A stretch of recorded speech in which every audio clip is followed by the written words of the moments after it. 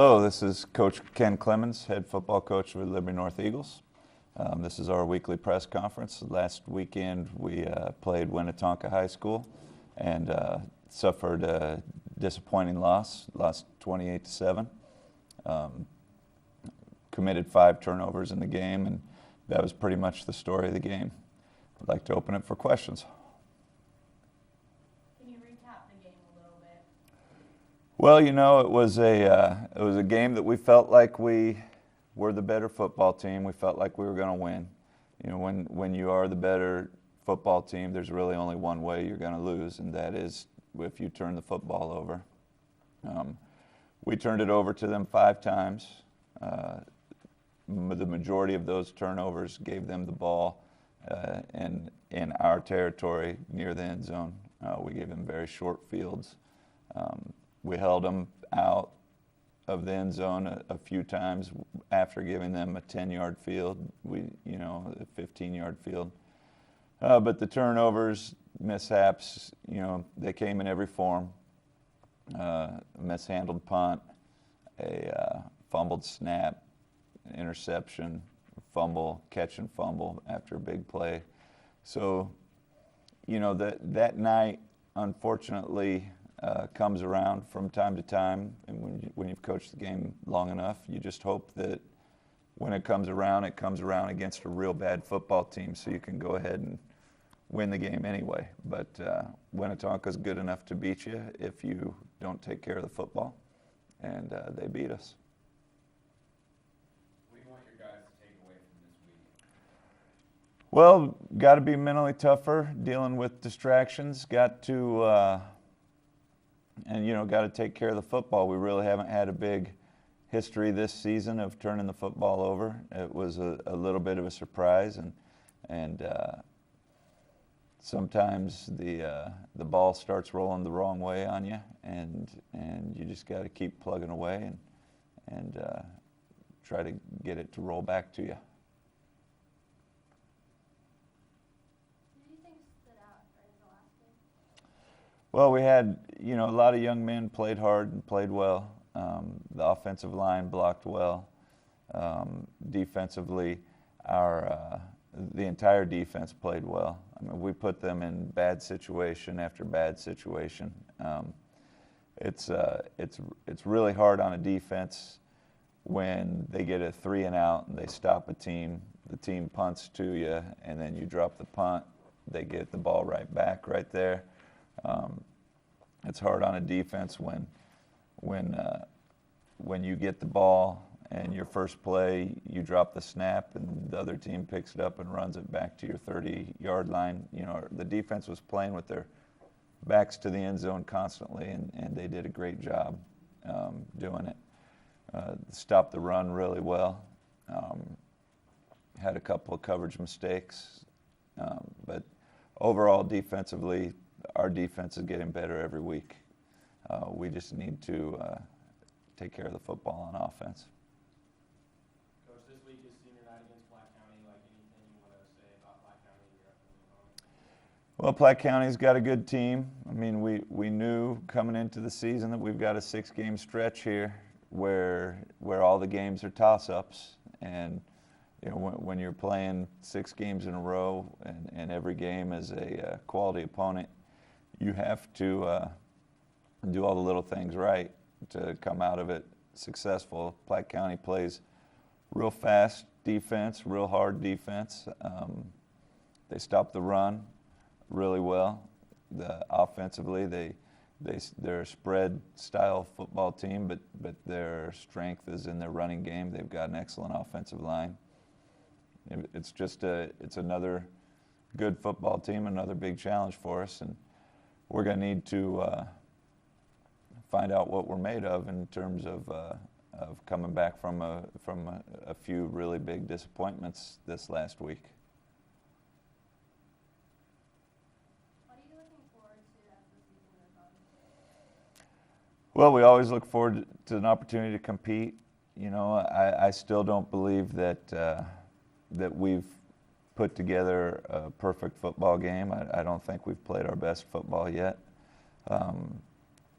It's a little bit deflating when you go into a football season and you know you got a good team, and you know that the only thing that can get in the way of that is injuries and losing players. We've lost Connor McCann, starting linebacker, for the season. We've lost Brinkley Jolly, starting tight end, defensive end. We've lost Peyton Reed, starting wide receiver for us. We've got Nick Hess, who's been injured the whole season and has not been anywhere near what he should be, and hasn't played hardly any defense for us. We lost Richard Richardson last week. So, out of those 5 young men, you're talking about 7 positions of starters in our football program that we've lost, basically for the season.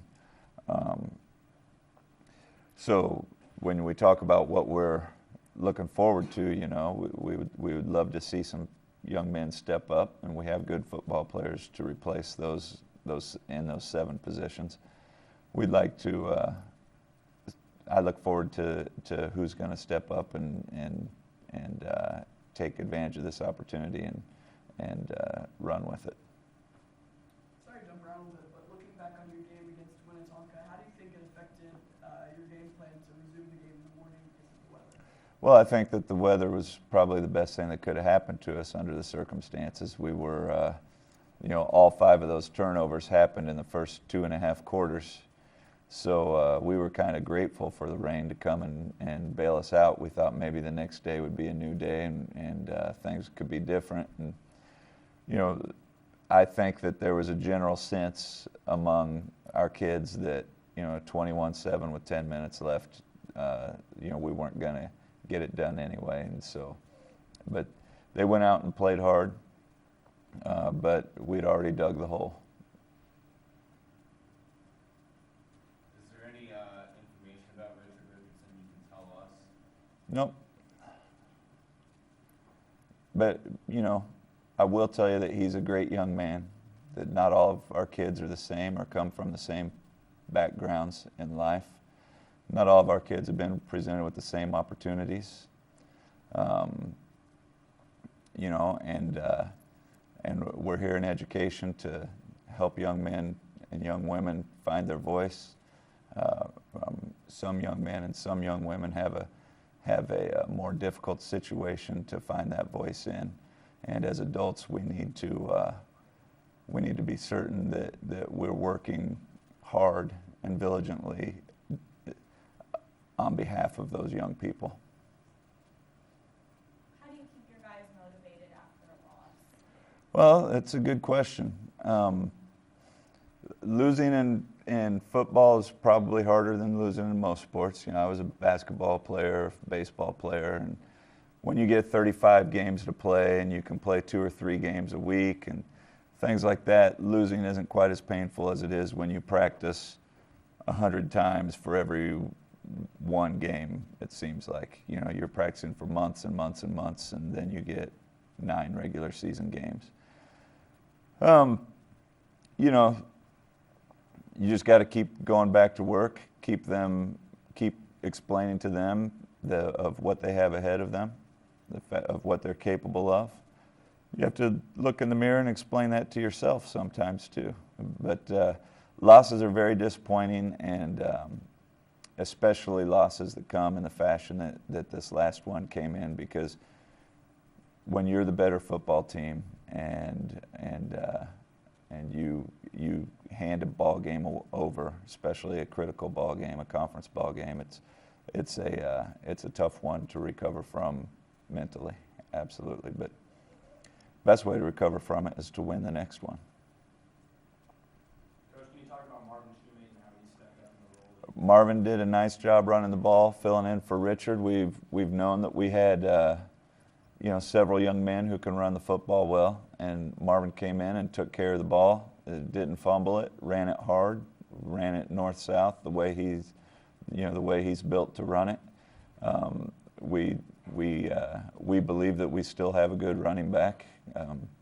We don't have we don't have the running back who every time he touches the ball, it could result in a touchdown no matter where we are on the field. But we have a running back who's going to run hard and tough and going to get the tough yards for us, and who's going to take what the defense gives them. So we're happy with Marvin Shoemate as our running back. All right, want to thank everybody for coming. Enjoy your rest of your week. All right.